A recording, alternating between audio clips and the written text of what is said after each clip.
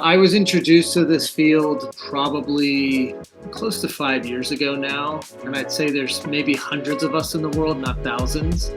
You're basically taking visual notes that help keep people in the moment while it's happening, and then something that they can look at later and say, oh, yeah, that's right, Steve and Wade were talking about this 3 weeks ago. You go into this really neat zone of listening and writing and drawing at the same time simultaneously. You're basically so in tune with the voices you're hearing that you go into this different place. You can tap in to yourself as the artist, but also into the people that are talking when they see that maybe what they did say or what they thought was beautiful or had some meaning.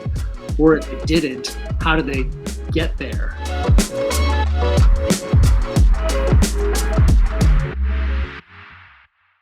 Welcome to Brand Story. I'm your host, Steve Gilman, and my guest today is Wade Forbes. Wade is the co-founder and chief illustration officer of RedTale Communications. And at RedTale, Wade is a sketch note artist and a graphic recorder, which means he uses artistic talent to help people tell stories through visual storytelling. It's much more than that. I'll let him explain it. Welcome, Wade. Thanks for having me, Steve. I really appreciate being on here. Yeah, it's really going to be really fun to talk with you. I was really looking forward to this because I follow you on LinkedIn. I see your sketch a day. I've seen your work, and you are such a great visual storyteller. And it is for us and for the podcast and for what we do for a living, we're storytellers. That's all I really care about is other people's stories. And I love how you tell yours. So for people who can't picture what you do, can you kind of describe what a graphic recorder or a sketch note artist is? Because it's not your average profession. Yeah, I was introduced to this field probably close to 5 years ago now. And I'd say there's maybe hundreds of us in the world, not thousands.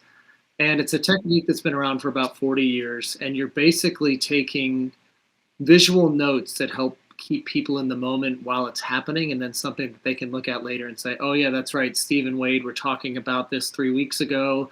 I liked how that sounded. Or, hey, that didn't come out the way I wanted it to. Let me work on that. Let me reflect on that some more. So you go into this really neat zone of listening and writing and drawing at the same time simultaneously. So it's left brain, right brain going on, and you're basically so in tune with the voices you're hearing that you go into this different place. And when I learned about this, I was a little intimidated at first because I said, how will I set up these huge sheets that I use, and how will I make sure I draw the right thing? And the imposter syndrome is there, and you're worried it's not going to look right, but then you just see the reactions of people when they see their ideas coming to life. And I'd say that's probably the number one reason to do it, is because you can tap in to yourself as the artist, but also into the people that are talking when they see that maybe what they did say or what they thought was beautiful or had some meaning. Or if it didn't, how do they get there? And so it's been a wonderful journey, going from sitting at a desk doing cybersecurity consulting with the military for 17 years to drawing when my bosses didn't have time to read what I wrote. I said, how can I get somebody's attention for this idea or this concept? And I found a really neat way. Yeah, I was going to ask you, that is quite a career transition to go from where you were, and especially that industry, and then all of a sudden you're a sketch artist. So it really did come out of trying to get people to hear your message then. I have always been a creative, but I wasn't being guided very well as an art major. They said, you could be an art teacher, Wade. And I said, I don't want to be an art teacher. And so I did a little bit of elementary school teaching. I actually have a theater degree when I realized I didn't want to be an art teacher. So I did theater for a little while, professionally for probably about 6 months, and I changed my mind. So while I was elementary school teaching, I met a consultant. She brought me in on her team, and I was doing commercial competitor research for outsourcing deals so that you found the right vendor. And a friend of mine in orientation said, Wade, could you do that same research for the military using the internet? Because we're all traditionally trained to do a lot of the same things, which is good and bad. And they brought me in as a disruptor because I hadn't been in the military and I had a different journey than they did. So I'm really fortunate that I had people believe in what I could do creatively. And then I found my way back to art at the beginning of the pandemic because I lost my position on a contract when we all couldn't, because I had a clearance and I couldn't go back into the buildings I was working in. Here we are. That's amazing. By the way, I have to rewind a little bit and talk to you about your theater degree, because I was a theater directing major and also toured with an improv group for years and trained improvers and directed plays and did all those things. And I think, I studied that in marketing and then put those two together, which is why I think of everything as storytelling. But it's really interesting. You're doing sort of art improv in some ways. You have to be truly in the moment to do what you do. Theater taught me to be a chameleon, Steve, where I could blend into these different casts because once you realize the divas don't help anybody, it's really about the ensemble. You can go into any environment and find your role, your talent, your skill, and enhance somebody else's performance. And so I have these great moments with speakers where they see their talk coming to life, and I'm thinking, this is just me being the supporting actor. It's not my ideas, it's not my words, it's theirs. But you have to humble yourself. If you're the director and I'm the actor, and you give me a note, I have to have my pad and pen ready and say, thank you, Steve, write it down and say, if I don't listen to Steve, there's a bunch of other 6-foot redheads that are 200 pounds that'll come in and take this part. So it's about being in the moment with other people and not making it about you. And that's perhaps the hardest part about drawing, because people get so excited and they want to look at it and they say these nice things. And I say, wait a second, this was us. Not just me, not just you, us. And that's why it's beautiful. That's really cool. I think that comes through in your work because, a lot of artists, I think they'd have a hard time doing what you do because they might get an idea and want everyone to slow down so they can sketch out their idea. And you're somehow incorporating what you're able to do at a pace that I think a lot of artists would find impossible and capture the essence of what people are trying to communicate. So it's pretty amazing. That's one of the reasons I wanted to have you on, because in some ways you're like a human translation camera. What you're doing is insane in some ways, and it's super cool because I think, we've all been to meetings, we've all had retreats where someone gets up and writes a ton of words. And who remembers a giant paragraph of words? Not a lot. There's a lot of times you leave those things, you don't remember anything. But I've noticed with some of the work that you've shared, I wasn't even at the meeting and I remember it. So it's really interesting. Kind of goes back to that picture is 1,000 words thing. So how do you feel how is it so much more effective for the people? Because you have people hiring you to do this, companies that maybe have never done it before. What are the results like? What do people get out of it? Well, so people right now are finally reaching for what they want. I think before the pandemic, we were a little more reserved. We kept our mouths shut, but now people are really craving the experiential. So it's a great time in our lives to seize something that says, hey, maybe we shouldn't spend so much money on where we go for the retreat. Maybe we should make an investment in the visual so we remember. So I had a client tell me I was a meeting memory maker, and he felt really corny saying it. But if we're going to gather and we're going to make that investment with, I've drawn for meetings with 10 people. I've drawn for conventions of 20,000.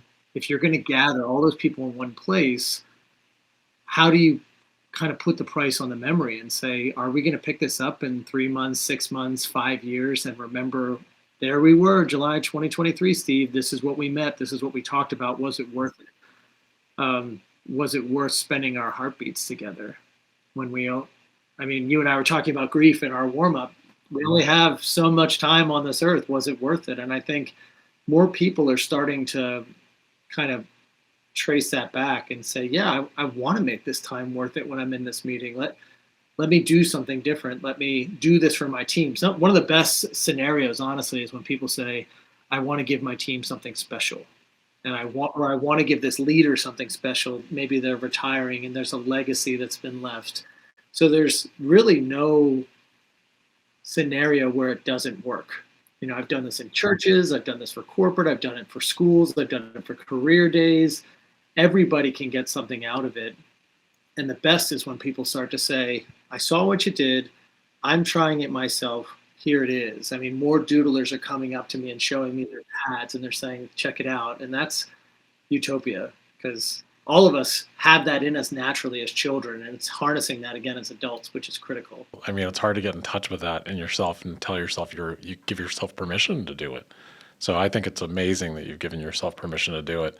And I think it's really interesting that, it's very emotional because, what you're capturing from the drawings I've seen, even if it's a meeting, if you think of a corporate meeting being emotional, it's maybe not the first thing everyone would think of, but you're capturing impressions of what was being communicated. And that's different than a video. And that's different than notes. It's like a completely different world, where you're capturing these visual impressions that have emotional content and trying to translate that so that people can remember what it felt like to be there. So what's your process? How do you manage that? Because that's a lot to try to do as fast as you do it. Thank you for appreciating that. I was trained by Stacy Hall, who has a company called Doodle Tunes, and another friend named Brian Torello, who has a company called Lizard Brain. And they teach you what a 10-minute Spider-Man looks like, a 1-minute Spider-Man, and a 10-second Spider-Man. So like if I had to web you right now and I was turning my fist upside down with these two fingers tucked in and I'm webbing you, that might be all I get for my 10 seconds. And then I have to move on. So you, over time, get this visual vocabulary, which is really fun because in the right environments, you can teach these industries their visual vocabulary so that they can find that comfort, as you said a moment ago, or give themselves permission to start drawing those things out. And once you've done a hand a certain way so many times, or once you've done a face or a mouth yelling or a frown, or sometimes I'll do an emotion of a mouth that's open, either yelling something great or something mean or something frustrating, depending on what it is. You can get that done pretty quickly, and then it's just a question of, okay, wait, do the words and then draw the mouth around it so the words don't spill out of the mouth. Like that becomes the hard thing. It's just doing things in the right order, getting the quote, and then leaving that space sometimes, going back to it later and putting lips on it is where things get really fluid. That is so cool. And I think what's fascinating about this art form is that you're sort of at the intersection of art and communication and helping people remember, salient information from a meeting or from what the reason they're gathering, but also leaving them with an impression of how it felt and what it meant. And the thing that I find fascinating about it, being a storyteller myself, is that I think people don't need as much information to remember something as everyone thinks they do. Usually what happens with communicators of all sorts is that we hit people with everything in the kitchen sink. And you don't, because you don't have time. So you're capturing the essence and then trusting the viewer will get it. And I've yet to see one of your drawings that I don't immediately understand. So I'm not sure why all of us think that we need so much information to get something, because we're pretty intuitive beings. So you have a drawing a day on LinkedIn that you do. They're notes, but they're fascinating little drawings. And sometimes you explain kind of what's going on with you. And other times, it's left for the audience to interpret. Can you tell me where you got that idea, why you started doing it, and what it means to you? So every time I tell this, I feel like the story gets a little crisper. So thank you for asking. So these Post-it notes started probably back in early 2019. I was working at a military base, and I walk into the coffee shop every day. And have you ever been in a situation where people are all rushing to get someplace and they leave themselves a minute and 45 seconds to go order a coffee and rush there? And then it's your fault if you're the barista and you have a line of 50 people out the door. So there I am. I'm in this coffee shop, and I just see things that were really tense, and it bothered me. And I said, we're doing these very worldly things in the cybersecurity work that I was doing. How do I do something right here to fix this situation? So I went upstairs and I got a Post-it note and I drew a quote on it that made me feel good. I can't remember what it was. Maybe it was something about Mark Twain, something he said. And I drew it and I put it on my coffee mug. And I went back downstairs and I waited in line for 50 people and handed it across to the barista. And I ordered my medium coffee with cream and sugar and a shot of espresso. And something really interesting happened. The 8 people working there stopped what they were doing, stood and looked at my quote. They smiled. They said things like, I never dreamt that I'd work in a coffee shop here, and that it's a very humbling experience for me. I'm taking care of an aging family member. I'm a single parent putting myself through school. I'm waiting for another job to come along. I'm going through some mental health stuff. And so all this sharing happened. And I said, this was big. And they put it on the top of their register and they left it there. And I started doing it every day. And I'd go back, and once they filled the back office of all these quotes, the real magic happened, Steve, when they started putting them on the outsides of the machines. But now the people that are really pissed off and taking out their day on these strangers behind the counter started seeing it, and they talked about their dreams and they talked about what was going on, and they started to have empathy. And then the world stopped with COVID. And I got home, and fear, uncertainty, and doubt was taking over my world. I was scared. I was nervous. I didn't see it. Like, I would go pick up food and stand in the kebabs place, and CNN looked like, an apocalypse had occurred, and we were all just waiting for like it to wash over our community. And I said, I don't see hope where I need to see it. And I started drawing these quotes here in my house, and I filled up my kitchen wall, and they started to fall off. And my wife said, we have to figure out what to do with these Post-it notes. And the irony in what she said was, I had to figure out how to get them into the world. And I started putting them on social media. And one of the first ones I did, it was an ant holding a barbell. And it said, the hardest, or the beginning is always the hardest. And I must have gotten 3,000 views on LinkedIn. And at the time, I had about 250 connections. I didn't know anybody. I'd never been on there because I didn't use social media in my previous roles. And these little Post-it notes turned into this daily experience where instead of commuting an hour each way to work, I channeled that into my self-care. And I said, what's one thing I can do each day to generate hope inside me? And then if it goes well, create that ripple effect. Because for you and I to sit here right now and list all the ways things could go wrong, it's a really long list. But for you and I to list all the ways things could go right, it's a shorter list. And I said, over time, if we have hope, how does that list get longer and longer? And the bigger list of all the ways it could go wrong gets shorter and shorter. So that was born the practice of these daily Post-it notes. And when I had a mass of about a few hundred of them, I put them into seasonal journals, and I started selling some. And I'm a horrible salesperson. I was much better at drawing than I am at selling, but I've got these journals that people buy, and I've done workshops where people just take time to reflect. And now I've got about 800 or 900 of them, and the plan is a rip-off calendar, and maybe a poster or something. But I was an artist with no portfolio.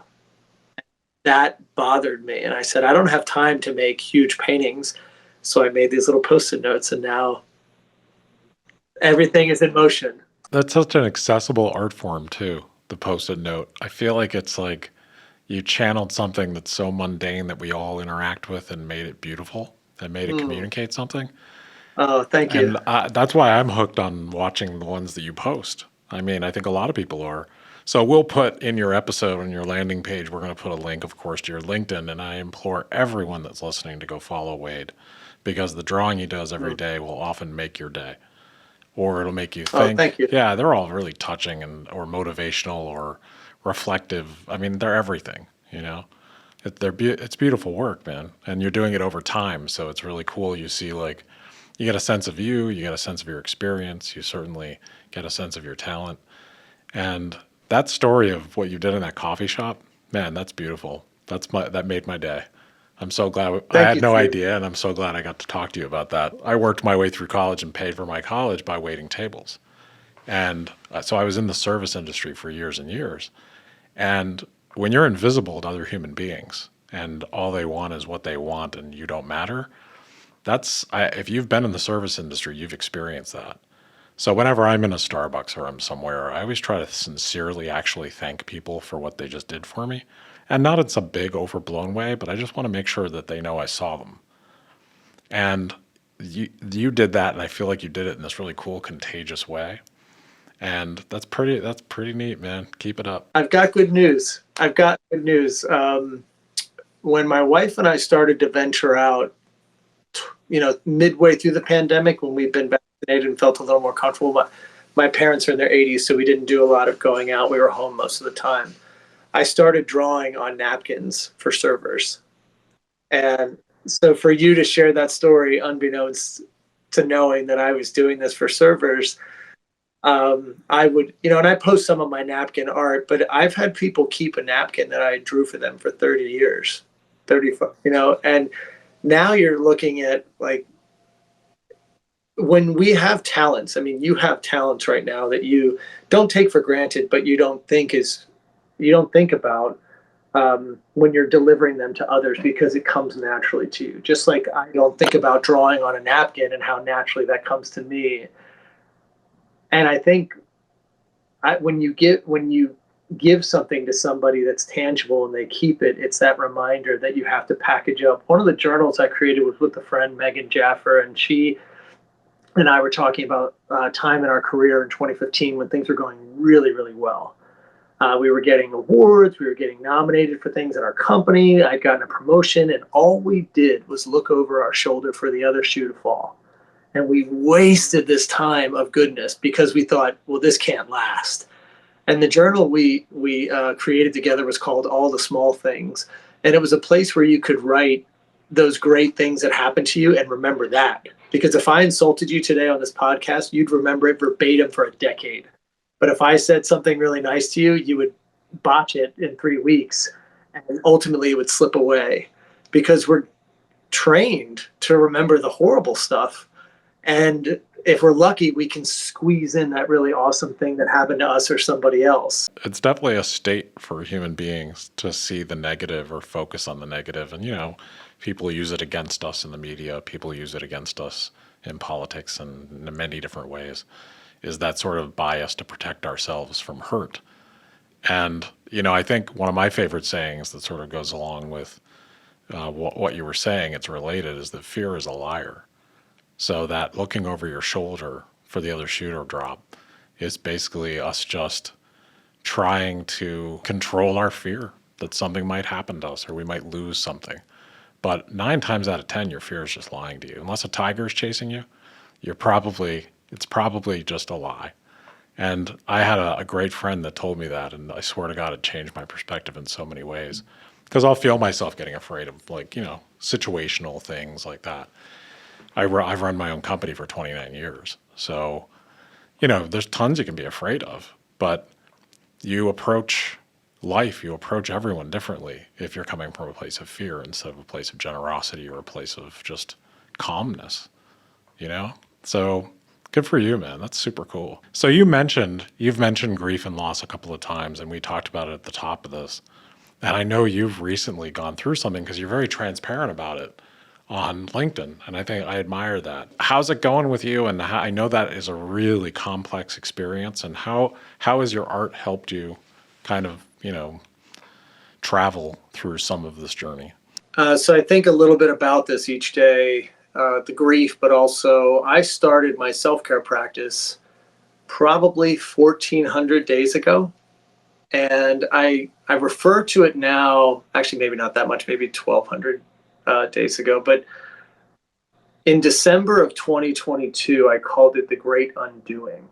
It took me 1,005 days, Steve, to undo that pressure that while I was drawing every day, I should be doing something productive or profitable. Because if I wasn't, I was letting somebody down.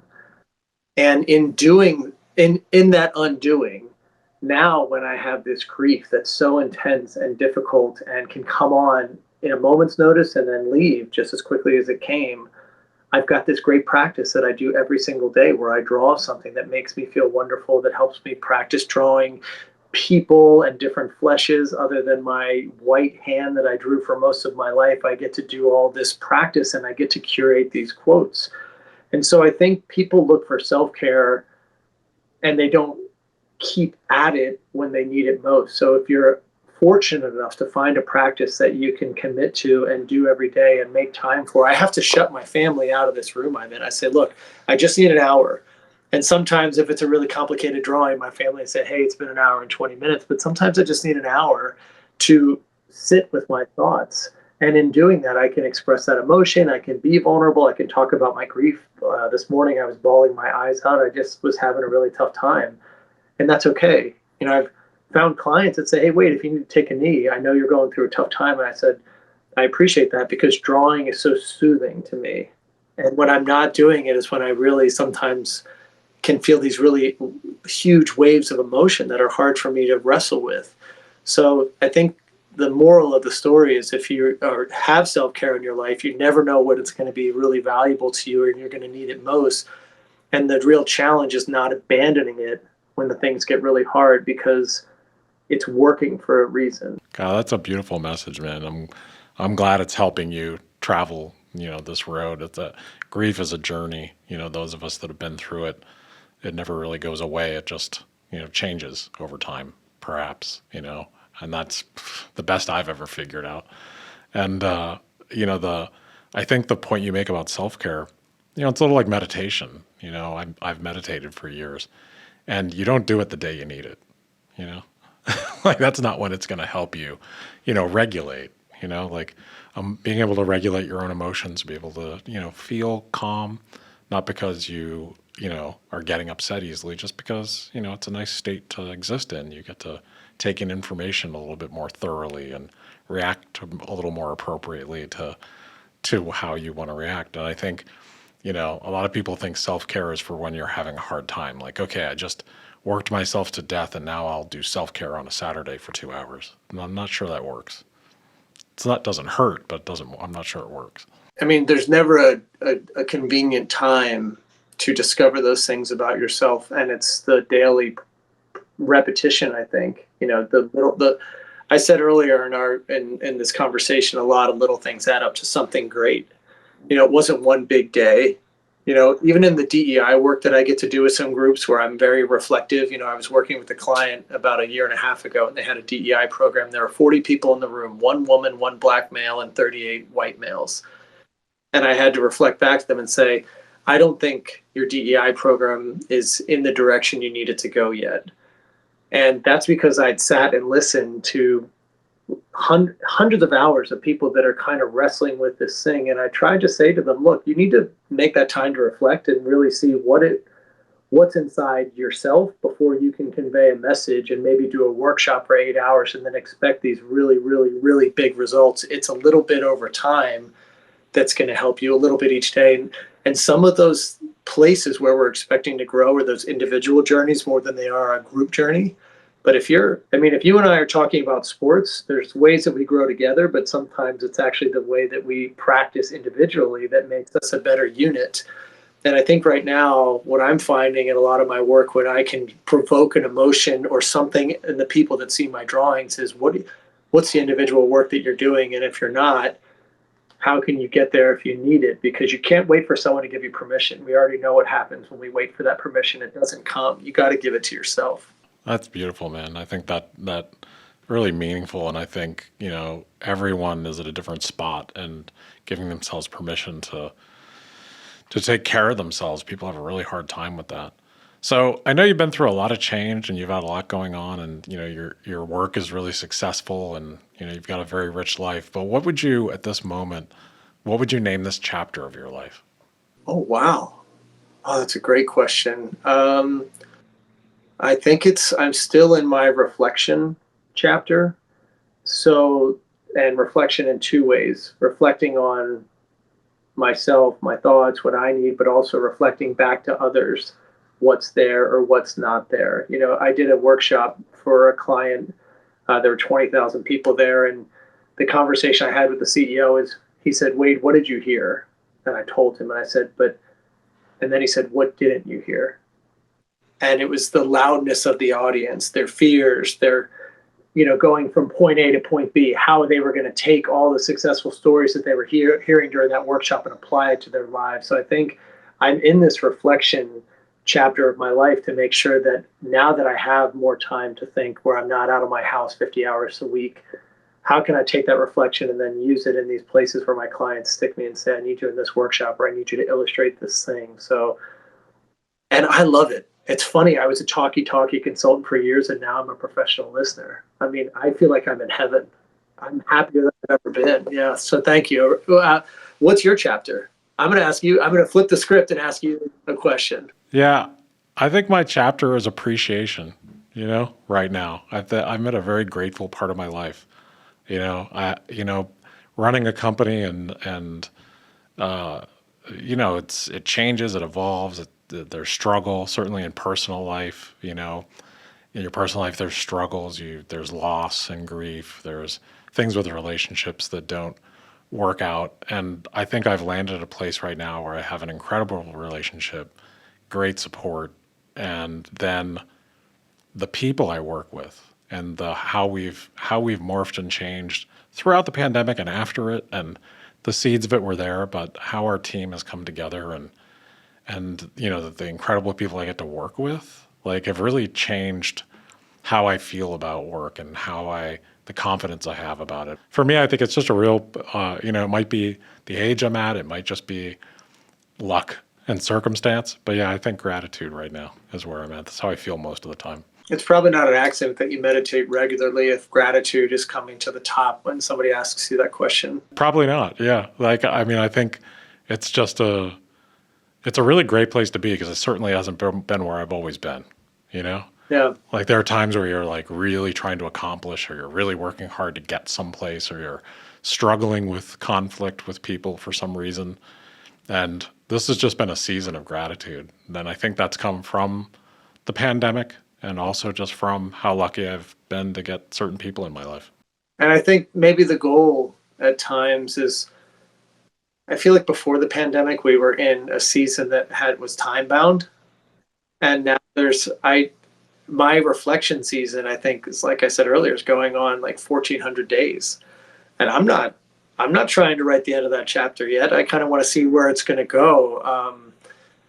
So it's interesting that you say gratitude and surrounding yourself around people. I mean, that was something that I struggled with in the defense contracting community, because in the contract world, you're on a contract for a period of performance, and then everybody spreads to the wind, and you lose some of that team chemistry and those relationships and friendships. But you're describing where you get to see people grow during these life events, and you can't put a price on that. So I'm happy you have that. Yeah, it's amazing. And, just the support we have or the way everyone pulls together for this podcast alone is just one example. It's just an amazing group of people, and I'm so fortunate to even be around them. And one of the things that I think is so cool is that, there are just different seasons that we all go through. That's why I ask every guest what chapter they're in right now. And there's just different chapters we're in. And I think that pre-pandemic chapter, and then all of us going through that, I think whether people think about it or not, we all went through a lot of change, So we had physical changes, we had psychological changes, we all kind of suffered some loss, sort of the loss of way things were. That's a real loss. So everyone's traveled through it, and I think we're all in a different place, and we're all trying to figure out where we are now. So I think it's a really, just a really cool thing everyone's going through. I'm grateful for it. It sounds crazy to be grateful for the pandemic, but it taught me a lot. So if you could give your younger self any advice, what would you go back and tell yourself, knowing what you know now? Oh, I know the answer to this right away. I delayed my time becoming an artist because I listened to a lot of people who were not artists. And I think we can all reach back to our younger selves and see that we had a desire to do something. And in those pivotal moments and transitions, somebody tried to influence that decision, either in a really, really awesome way or in a not so productive way. And so I took this 20-year voyage away from my creative self because I believed that I had to be this productive male with insurance and a 401k and, a salary that was predictable every 2 weeks to support my family. But I wasn't all there. I was stressed. I was worried. I was tired. I was getting 5 hours of sleep a night because I never wanted to go to bed because I always got home late, and I just wasn't who I needed to be. And then when I found my art, I work less than I've ever worked. I'm with my family more than I've ever been. I'm happier than I've ever been. And none of that is intuitive. So I think the answer to your question, I'm glad you asked. I would say to these young people, and even to the older folks that are still questioning, don't put too much stock in the people that aren't trying what you've tried or doing what you want to do, because you might get waylaid or detoured into a place that isn't worth being anymore. And so how about you? I got to ask you now because I'm very interested. I would say, God, for my younger self, I think the answer I would give would be slow down, for my younger self, because I tried to accomplish everything and do everything. And I think I missed a bunch of stuff. And I also fell off of everything in the world. I went through my 20s as a bit of a daredevil. So I now in my life, I wish I hadn't crashed on skis and rolled over ATVs on myself and fallen out of trees swinging on vines. I did some crazy stuff traveling the world but I was almost in like a rush to experience it all. So it's amazing how you can want to go experience everything, but you miss all of it because you're in a hurry to experience it. It's quite a paradox. Yeah, I think we are conflicted. Ryan Holiday's book, Stillness is the Key. The slower I get, Steve, the happier I get. The more beneficial our business becomes to the clients because they get that version of us that shows up that they want. Nobody teaches that. No, you have to learn it by trial and error, don't you? Oh, yeah, and I love what you're saying about squeezing it all in. I mean, I used to think that if I was successful, I was traveling the world, and now I realize if I'm successful, I have time to be in the moment that I'm in. And so it's interesting. You and I have similar. I mean, I think people tell people to go travel the world if they're searching for something, and you can travel, but you don't have to travel endlessly to find it. You really don't. And sometimes you don't have to travel at all. You can, and travel is really cool, but with the right mindset. And I think, it's kind of like that wherever you go, there you are, kind of saying. And, travel can be really rich, but so can just sit on a bench with a friend and talk or watch your dog play or any of those kind of experience if you're really there. I think that's what it's all about, is trying to be truly present in our lives. For you to be able to do that for your team and for your clients, I mean, that's a big deal. And that's kind of how I feel. I don't feel like I need the most sophisticated, social media and everything else. I just need to be myself and do my daily practice. And I'm fortunate that what I do for daily self-care, I can share. But when you can slow people down and get the best version of them and have that really unique and kind and loving exchange, and put a price on that. If it happens over and over again, keep doing it, because you got to hold on to that while you can and not wait for the other shoe to fall, like I mentioned earlier. Absolutely. And I think, to tie that into what we do very briefly, and then I'll let you go, is it's a lot like what you do too, is that, there's a lot of noise and there's a lot of selling, but there's a real craving for authenticity.